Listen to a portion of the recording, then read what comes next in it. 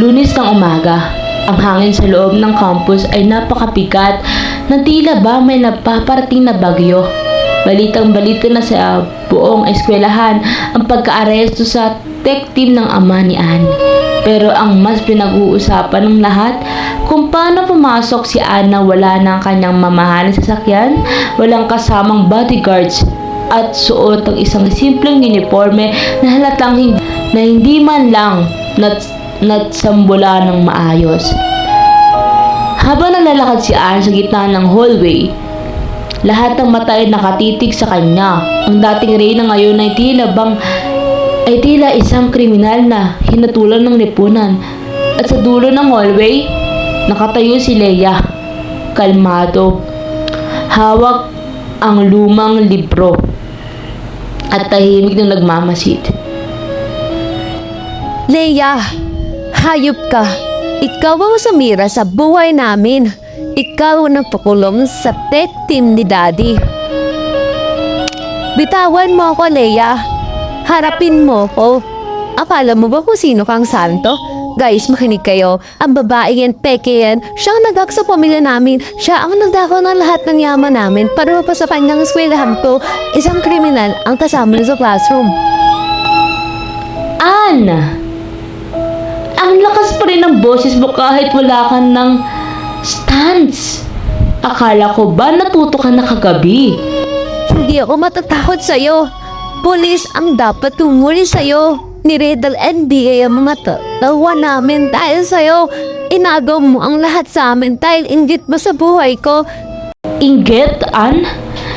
Bakit ko kakainggitan ang isang taong nabubuhay sa nakaw na yaman?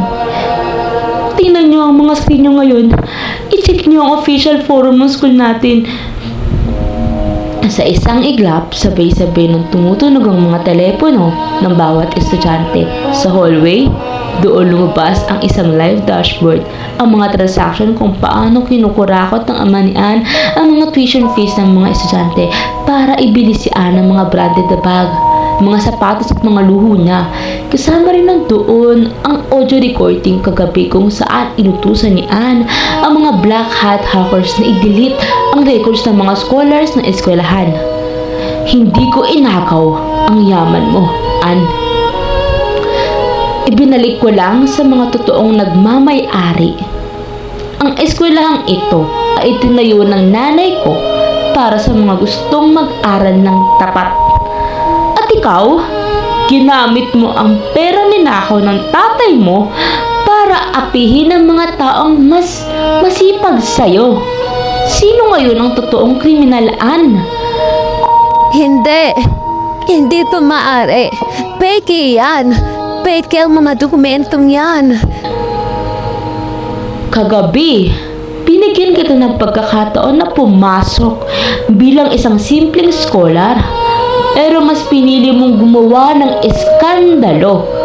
Ngayon, alam na ng buong eskwelahang kung anong klaseng tao ka. Ang laro ng Phantom, Anne, ay hindi natatapos sa computer. Natatapos ito kapag ang bawat tao sa paligid mo ay alam na ang totoong baho mo. Napaya si Anne sa harap ng buong eskwelahan.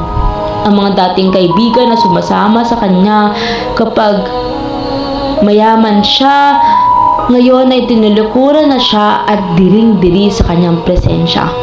Tuluyan nang nawasak ang maskara ng dating reyna. Pero dito ba talaga magtatapos ang lahat? Ngayong hantad na sa buong campus ang kapangyarihan ni Leia bilang Phantom. Paano naman magre-react ang board of directors ng eskwelahan? At anong gagawin ng ama ni Anne kapag nalaman niya ang sarili niyang anak ang naging mitsa para tuluyan siyang matrap sa kaso? Dito muna matatapos ang part 4 ng ating kwento. Ako muli pala si Ate LJ. Sobrang init ng mga eksena. Sa tingin nyo, may kakampi pa kaya si Anne na susulpot sa susunod na part?